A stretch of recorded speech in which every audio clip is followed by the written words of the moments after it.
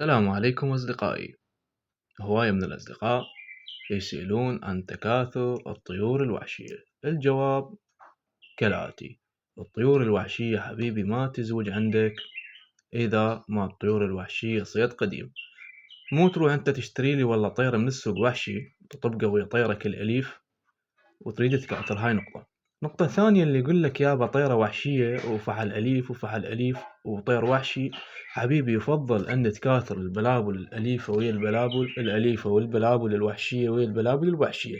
والأسباب كالآتي: الطير الوحشي قلبي ما يزوج عندك بقفص هذا ابو المترة لو جدك وجدي، مستحيل يزوج الا الطير اللهم صيد كلش قديم وصاير شبه اليف. هاي النقطة الثانية: الطير الاليف لما تطبقه ويا طير وحشي تقل الالافة مالته. والنقطة الثالثة حبيبي بالنسبة للبلابل الوحشية تنتج فقط في موسم التكاثر مالتها اللي هو يبدأ من الثالث للعاشر، بينما البلابل الأليفة نسبة أكثر من 50%.